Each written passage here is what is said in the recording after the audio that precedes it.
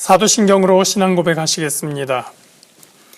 전능하사 천지를 만드신 하나님 아버지를 내가 믿사오며 그 외아들 우리 주 예수 그리스도를 믿사오니 이는 성령으로 잉태하사 동정녀 마리아에게 나시고 본디오 빌라도에게 고난을 받으사 십자가에 못 박혀 죽으시고 장사한 지 사흘 만에 죽은 자 가운데서 다시 살아나시며 하늘에 오르사 전능하신 하나님 우편에 앉아 계시다가 저리로서 산 자와 죽은 자를 심판하러 오시리라.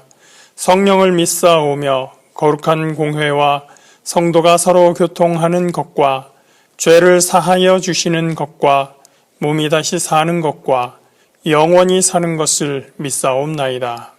아멘. 오늘 함께 보실 말씀 신명기 18장 1절부터 8절까지 말씀입니다. 제가 가진 구약성경 289면에 있습니다. 구약성경 289페이지 신명기 18장 1절부터 8절까지 말씀입니다. 신명기 18장 1절부터 8절까지 말씀입니다. 레위 사람 제사장과 레위의 온 지파는 이스라엘 중에 분깃도 없고 기업도 없을지니 그들은 야훼의 화제물과 그 기업을 먹을 것이라. 그들이 그들의 형제 중에서 기업을 가지지 않을 것은 야훼께서 그들의 기업이 되심이니 그들에게 말씀하심 같으니라. 제사장이 백성에게서 받을 몫은 이러하니 곧 그 드리는 제물의 소나 양이나 그 앞다리와 두 볼과 위라. 이것을 제사장에게 줄 것이요 또 네가 처음 거둔 곡식과 포도주와 기름과 네가 처음 깎은 양털을 네가 그에게 줄 것이니 이는 네 하나님 야훼께서 내 모든 지파 중에서 그를 택하여 내시고 그와 그의 자손에게 항상 야훼의 이름으로 서서 섬기게 하였음이니라.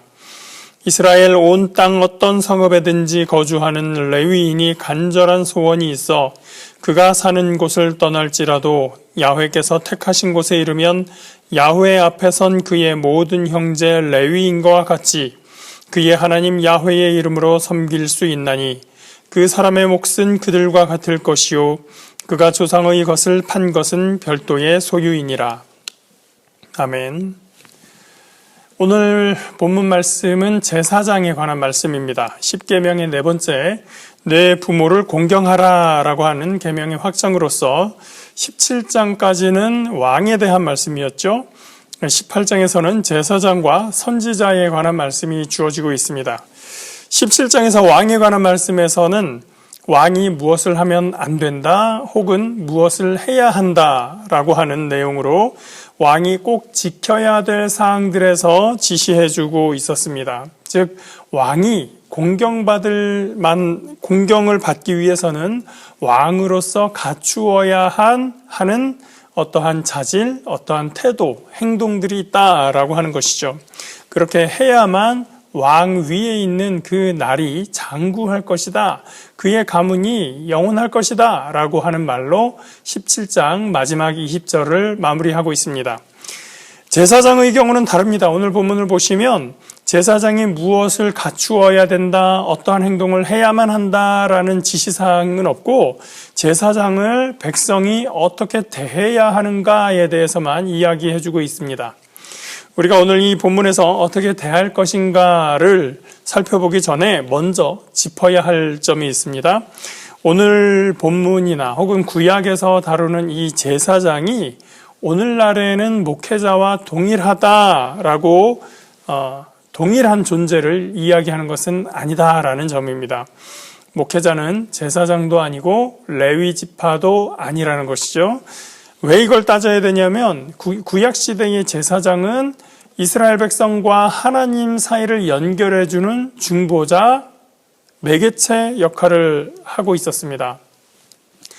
오늘날 교회에서의 유일한 중보자는 예수 그리스도이시고 다른 보혜사로 오신 성령님 한 분뿐입니다. 목회자든 누구든 하나님과 백성 사이의 중간에서 중개자, 중보자, 매개체가 될 수 없다는 것이죠. 또 그래서 또 하나 우리 시대에 제사장이 있다면 누가 될 것인가? 우리 개신교의 공통된 신학은 모든 신자들이 제사장이라고 하는 만인 제사장론을 따르고 있습니다. 여러분 모두가 제사장인 것이지 목회자만이 제사장으로서 여러분들을 이끌고 하나님 앞에 예배 드려주는 사람이 아니란 얘기입니다. 그것은 종교개혁의 전통과도 맞지 않는 것입니다. 더욱이 2000년대 이후에 들어선 한국교회 현실에서 목회자의 제사장직과 관련해서 중대한 논란이 되고 있는 문제는 목회자의 이중직 문제입니다. 요즘 많은 교인들은 목회자가 개척교회 목사라서 또는 기성교회 부교역자로서 생계를 위해서나 가정의 경제적인 필요를 위해서 목회 말고 다른 돈벌이를 하는 것에 대해 별다른 문제가 있다고 여기지 않는 것 같습니다. 우리 순복음교회도 마찬가지고요. 어떤 분들은 목회자라도 생계가 안 되면 당연히 밖에 나가서 일을 하는 게 맞는 것 아니냐라고 당연하다라고 생각하기도 합니다. 그런데 그 전까지의 교회의 전통으로는, 한국교회 안에서의 전통으로는 목회자가 교회 목회사역 외에 다른 돈벌이 수단을 갖는 것에 대해서 긍정적으로 바라보는 경우가 그렇게 많지 않았었습니다. 특히 장로교단 같은 경우에는 아예 교단 헌법에 목회자는 이중직을 가질 수 없다, 목회자가 다른 세상의 돈벌이를 할 수 없다라는 것이 명시되어 있습니다. 이런 상황에서 재정적으로 자립이 되지 않은 교회의 목회자들이 할 수 없이 이중직을 가지고 일을 하는 경우가 많아지고 있는 이러한 현실을 인정하고 헌법을 고칠 것이냐, 아니면 교단 헌법대로 이중 목회자들이 목회에만 전념하도록 선도하고 교육하고 제재해야 되느냐라는 논쟁이 이어지고 있다는 것이죠. 사실 목회자가 생계를 걱정하고 또 집안의 경제 사정을 걱정하면서 목회 사역을 한다는 것은 아무래도 집중력이 떨어지는 것은 사실입니다. 또 본질적으로 현재 목회자가 제사장과 동일하다고는 할 수 없으나 형태적으로는 맡은 역할이 유사하고 교회를 전적으로 섬기는 데 집중하도록 하기 위해서 교회가 목회자의 생활을 책임지고 있는 것이기도 합니다.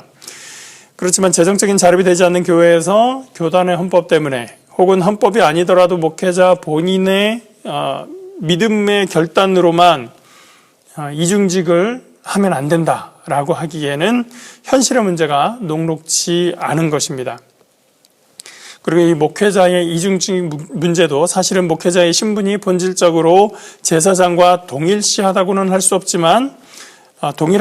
없지만 기능과 역할에 있어서 굉장히 유사성을 가진 이 현재의 사이에서, 현실의 사이에서 선택의 문제가 되기도 합니다. 아시다시피 이스라엘의 12지파는 원래 이스라엘이라는 이름을 갖게 된 12야곱의 아들, 12아들에서 나온 숫자입니다. 그런데 야곱의 아들 12아들 중에 요셉은 요셉지파라고 요셉의 이름으로 지파의 이름이 지어지지 않고 요셉의 두 아들에 의해서 지파가 이어지게 되죠. 에브라임과 므낫세 지파입니다. 그 아들들이 이 지파의 시조가 됩니다. 야곱의 아들 중에서 요셉을 뺀 11명의 형제, 그리고 요셉의 두 아들 에브라임과 므낫세 합하면 모두가 13지파가 되는데, 우리는 여태까지 야곱의 12지파라고 이야기를 하죠.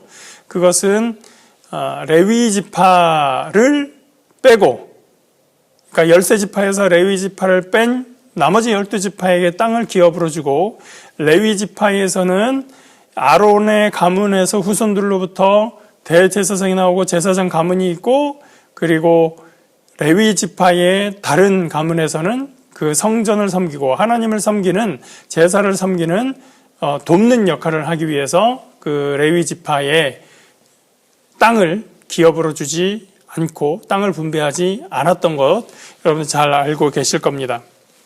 그래서 레위 지파는 12지파가 살고 있는 성읍에 각각 흩어져 살면서 오로지 하나님을 섬기는 일에만 전념하면서 땅을 분배받은 12지파가 그들에게 기증해 주는 것, 요즘 말로 하면 헌금하는 것으로 생활하게끔 하는 것이 하나님의 명령이었습니다. 1절이 바로 그런 내용이죠. 레위 사람 제사장과 레위의 온 지파는 이스라엘 중에 분깃도 없고 기업도 없을지니 그들은 야훼의 화제물과 그 기업을 먹을 것이라. 제사장과 레위 사람들은 기업이 없다, 돈벌이 수단이 없다라는 얘기입니다. 그들은 야훼의 화제물과 기업을 먹을 것이다. 불로 태우는 화제에는 번제, 소제, 화목제, 속제제, 속건제가 있는데 불로 제물을 완전히 태워버리는 번제나 속제제 같은 경우 말고 다른 제물은 일부를 태우고 일부를 제사장에게 주도록 되어 있었습니다.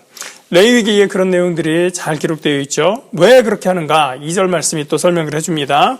그들이 그들의 형제 중에서 기업을 가지지 않을 것은 야훼께서 그들의 기업이 되심이니 그들에게 말씀하심 같으니라.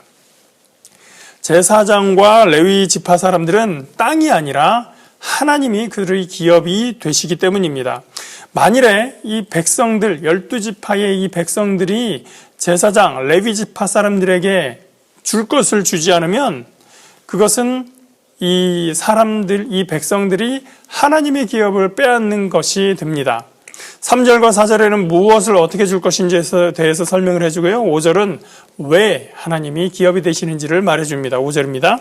이는 내 하나님 야훼께서 내 모든 지파 중에서 그를 택하여 내시고 그와 그의 자손에게 항상 야훼의 이름으로 서서 섬기게 하셨습니다.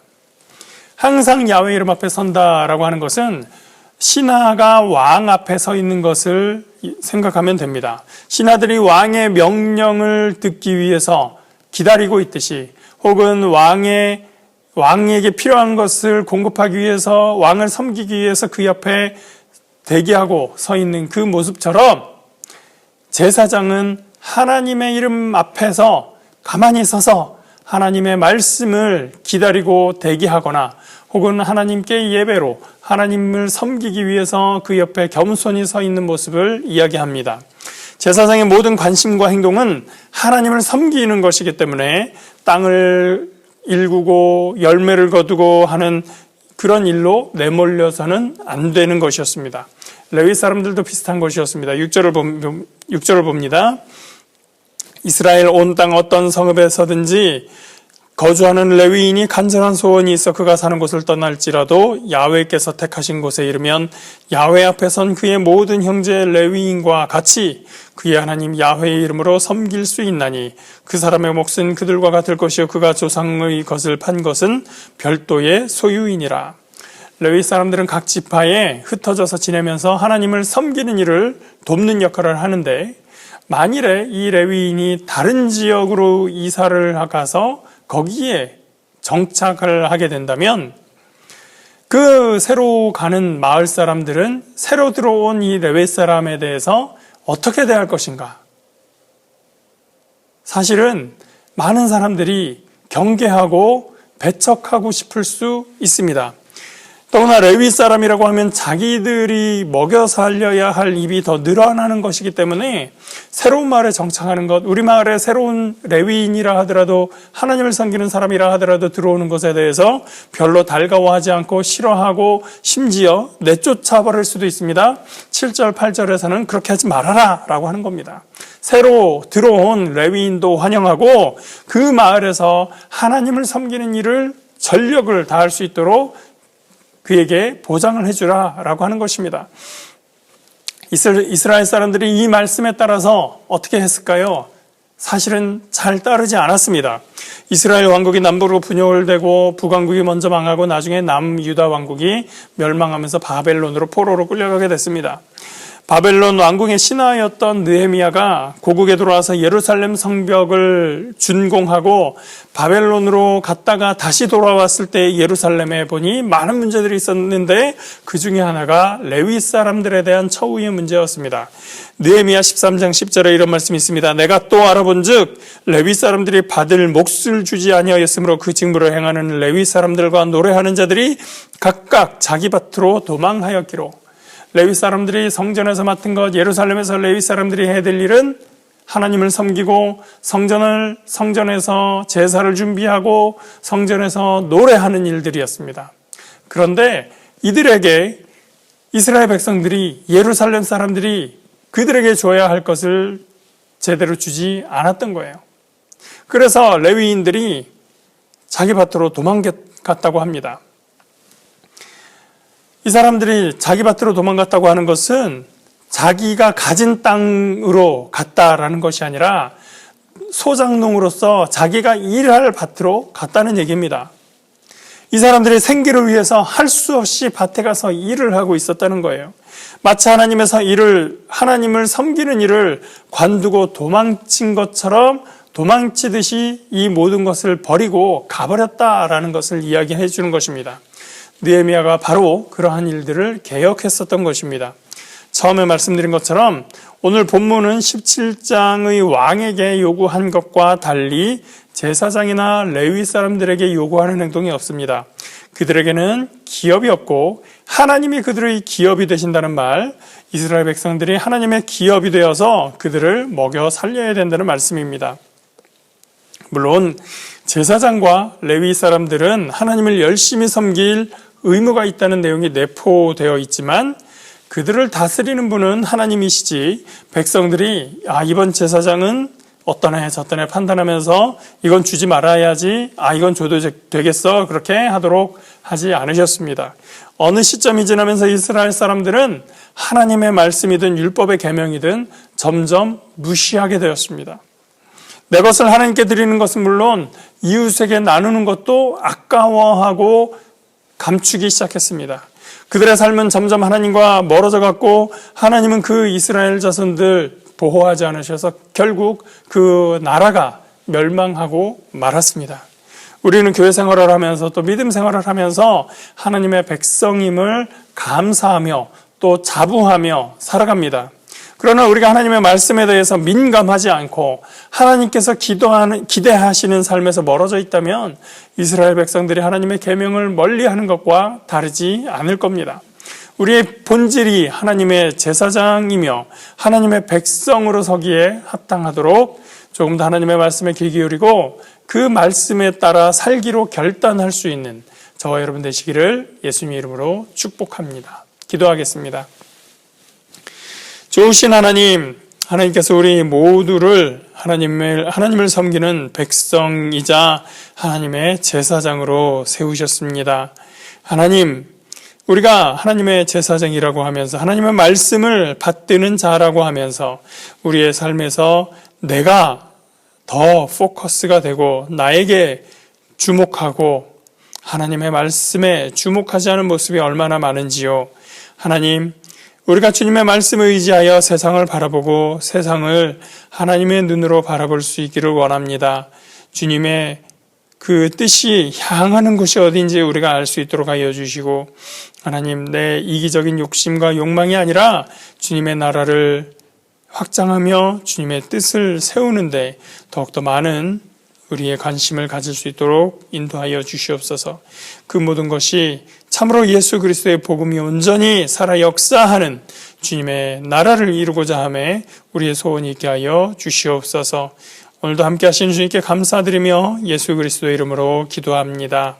아멘. 하늘에 계신 우리 아버지여, 이름이 거룩히 여김을 받으시오며 나라가 임하시오며 뜻이 하늘에서 이루어진 것 같이 땅에서도 이루어지이다. 오늘 우리에게 일용할 양식을 주시옵고 우리가 우리에게 죄 지은 자를 사하여 준 것 같이 우리 죄를 사하여 주시옵고 우리를 시험에 들게 하지 마시옵고 다만 악에서 구하시옵소서. 나라와 권세와 영광이 아버지께 영원히 있사옵나이다. 아멘.